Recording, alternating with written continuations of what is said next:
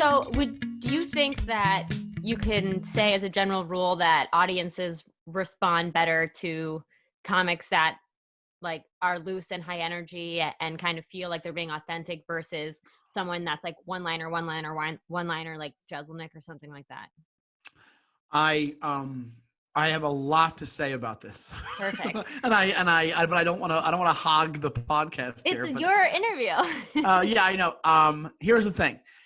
Knowing of how it comes off what I just said, and when I say loose, I mean being true to yourself loose. So if you're a Jeselnik, what's good for him is him doing what he does. Like if somebody told him, hey, you should go up and maybe do a little bit of crowd work when you like say Jeselnik was like he had to host a gala or something, and they said, hey, you better go up and do 5 minutes of crowd work because that's what you do as a host, right? Jeselnik is used to doing what Jeselnik does, so he's going to go up and do what he does and do great at it. That's what I mean by that. Because when it does come to what audiences like better, being loose or being I think they like what is the most authentic for the comedian that's up there, and that's the way it should be. But I also have an issue with I don't want to be taken the wrong way because I think the hardest thing in comedy is writing jokes and performing them well. That is hands down, in my opinion, the hardest thing no matter what. I think everything can be learned. Writing jokes can be learned, but I think there's a special kind of level because I really do think when you're doing crowd work and you're doing a lot of crowd work, the fix is in a lot of times. People like it to be about them. So do I think that they like that better? I think they're conditioned to like it better because you're making it about what's going on in the room and they feel like it's a tailored experience for them. So crowd work, and I do a lot of crowd work, and I have to, and I think I should admit, I do crowd work because to get by headlining sets when I lose them on something, or if I don't have enough new jokes for something, or if it can be, I don't want to call it a full on crutch because I think there's a talent to it, and I think that some people can't do it properly, and they kind of, but they could learn it. But I think, in my opinion, writing jokes is the hardest thing. Writing original jokes in your voice and that are really, really funny and hilarious and kill is the hardest thing to do. I think getting up there and being like, this is coming from a guy who's like that. I'm an affable guy. That's why I host all the freaking time and all that.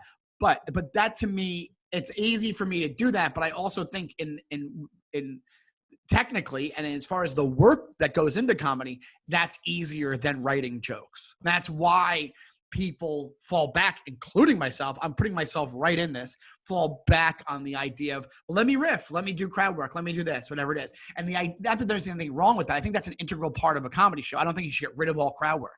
What I'm trying to say is you also have to, if you do it with a self-awareness that now it's time for me to get to the work of comedy and tell you my jokes that I came up with and I wrote, and then this is me being original. But but don't get me wrong. And when I say crowd work, I'm talking about your run-of-the-mill crowd work. I'm not talking about people like Patrice or people like Big J Okerson, where their crowd work is literally part of a brilliant act that you don't even realize is going on. That's different. That's them writing their act within and making it sound. I think actually what they do, I think what Patrice O'Neal did was the purest form of comedy, because you couldn't tell me what was written, what was riffed, and what was crowd worked, and what was anything. Like it was one line the whole way through. So to me, that's the purest form, because you're like, this guy just seems like he's talking, but half of this is written and half. So that's just brilliant. And then Big J is the same way. And that's why I appreciate it. I'm talking about like go-to crowd work that you're like, okay, let me try to get by on this. Let me get them on my side with this. Let me make this a little bit easier and I make myself more comfortable by talking to them. And then, because let's be honest, there's a thing that Patton Oswalt said a while ago is like, you can learn crowd work because a lot of the scenarios in an audience, all you do is you give them enough rope to hang themselves. So you ask somebody enough questions, you come off looking funny. A normal person has a level of shame in their brains a little bit. So you ask them enough questions, they're gonna either stammer a little bit or they're gonna say a weird answer. You pounce on that, guess what? All of a sudden you're hilarious. Huh. Right? I never heard that. That's great, because I really struggle with crowd work. You do? Okay. Yeah, because I mean, like, I'm more comfortable. Like, I've been doing comedy on like stand-up way less than you have, so maybe it's something that just like builds with time. But I'm way more comfortable on stage in front of people than like next to them. So to me, crowd work is like breaking the wall that like the like comfort level. Do you know what I mean? Yeah. I mean, like talking. Do you think? Yeah, you have like a social thing.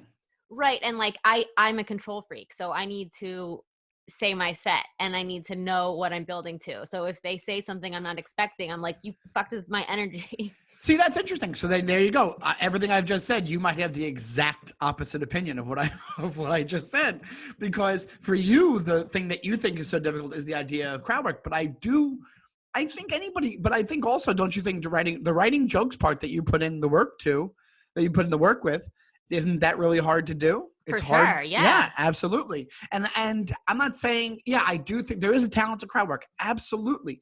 But I think I could teach you how to do crowd work in 3 shows. Like it's just a matter of you getting over that hurdle. Your thing isn't the idea that I can't come up with something funny crowd work wise. Your thing is, breaking that wall of me coming out into the audience and talking to them. So if you did that, just like you getting up for the first time telling jokes took a while to get used to, I'm guessing. The same way you talking to somebody would be the same thing. And really when it comes down to it, is confidence is key. You can bulldoze over somebody, even if you're wrong and not being funny, if you don't care what's going on, and you've done that enough times with talking to the audience, you'll come off like you know what you're doing because you're like, I don't care what happens here. And it gives this false sense of like, hey, whatever happens, happens. But inside, we're all terrified we're going to bomb, you know? So it's that like bravado that I guess makes people so attracted to stand-up anyway. Absolutely. That's why people are accepting the relationship that you should be up there with a microphone, because you're even you could be in the middle of a set that's not going that great. But if you go, I don't care, and then not say that, but if you have this vibe, like you don't give a shit, you'll get at least by it, and you'll get through it. So, okay. So then what about people whose act is being like awkward and nervous? Authentically? Yeah. Like Isabel Hagen, super funny. And her whole thing is being. That's Isabel. That's nervous. Because that's her. And so that's why that works. And then I love people like that because they're being 100% themselves, and they probably, it's probably harder. I was always pretty social. So it's probably harder than to even start this thing than everybody else. Like, not that I'm saying it's not hard for everybody to start doing stand-up. Nobody's naturally doing stand-up. But I mean, I think if you had somebody, because I've met people that were the opposite. So that don't do comedy anymore, that you see them on stage and they're like, and then, so I went to the store and then they get off stage, they go, hey, Sean, what's up? Bah, bah, bah, bah, bah. And it's like, that's disingenuous to me. That's awful. Like that, you're just doing that because you're almost playing a character at that point. Right. You're pretending like you have this anxiety that you don't, or this awkwardness. Yeah, Isabel, the way she is, she's a quiet person, but she's an interesting person. She's a funny joke writer. So usually a lot of those people, the heavy lifting is within their writing. And they when they pull it off, they pull it off. And I think that's a harder thing to do. And I think as long as they're being authentic, I think that they're fine. I think any audience, I'll give you an example, like Gary Veter's like that. You know Gary Veter, right? I don't think so. Oh, you know Gary? Gary's hilarious, and he's a buddy of mine. But Gary's very, and in real life, Gary's more. I've known him for a while, so he's a quiet guy, and you wouldn't think of him as a host. And one time at the Cellar, somebody was late hosting, and Gary had to go up and host the show. And you would never think and then I don't think Gary even wants to host, or you would never think, oh, this makes sense. And then he went up and he was himself, and he killed because he was himself. He didn't go up and go, hey, folks, how's it going? Blah, blah, blah. He didn't do like the host guy thing, because he's like, I know who I am. He even probably called out the fact that why am I hosting? Like that, like that's where people recognize, and then you're making them comfortable, and you're making it make sense to them. But if he went up there and he was like, hey folks, and he went into this old timey host guy thing, they would have been like, what is this? What is going on? And then he would have been off a beat, and then everything would have sucked, and maybe the show would have been ruined. But he went up and did the right thing, and he was hilarious. But some people definitely do play a character on stage, and maybe that's more of like an LA Groundlings trained thing. Well, I think, I think they do. I think it depends on, do you mean like a full-on character? Because okay, so if you have somebody like Anthony Jeselnik, okay, like you just mentioned before, Anthony is so freaking funny. Anthony plays, everything is just the brutal. Sociopath brutal. Anthony's not that guy off stage. He's a really nice guy. But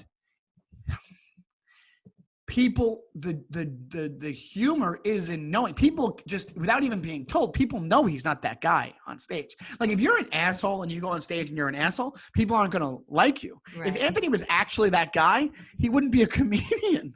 Like, you know what I mean? Like he'd be in jail. Exactly. So, the whole thing is a punchline to them, because they're sitting there going, oh, we love these dark jokes, but also we know it's being delivered from a really safe source, because we know this guy isn't this guy who's raping his teen girlfriend and doing that. Like, it's like they know that's not the case. They just like that it's dark humor, and then they're relating to the guy because they know it's all jokes. That's why it's so relatable. That's why he's so brilliant. That's why he's so great at what he does, because he's talking about figuring out your voice. You could technically call that a character, but it's not. It's really not. So I think if you're a character where you're going up, I think that's sounds kind of, I don't know anybody who does a straight up character. Well, I'd say Zach Galifianakis, or maybe that's just more of a specific act. No, that was kind of like, Zach Galifianakis was, I think, more of a style of comedy that was, I guess, for back then was like kind of alty, but that is him, I think, because even if you watch Comedians of Comedy, that documentary that he's in with like Brian Posehn and them, that's him. Like, it's him. He's more social when he's not on stage, but it's still him. Like, it's still 100% him. I think as long as you're being yourself, and this sounds like such a fourth grade like film strip lesson, but I mean, like, as long as you're being authentic on stage, a lot of people will relate to it. Like, you know, it's there's a kid that, like, because and there is people that I think in comedy, and I'll be an asshole. Oh, there he is, Griff. Yeah, there he is. There is people in comedy, I think, that are disingenuous, and that's why things don't happen. If you're trying to be weird for the sake of being weird, and it's not coming through authentically, it might not work out for you. And I think that happens. I know of people that happens to, and they haven't realized it. So I think you just have to be whatever is right for you. So you have a joke about someone asking you to go in halvesies on a gun. Did that really happen? Yeah, it was Dan St. Germain. That's so insane. Do you know Dan St. Germain? Yeah, I was going to ask him to do this like You should, and you can ask him, and I'll tell you what he told me. Then I started doing it. He asked me, he goes,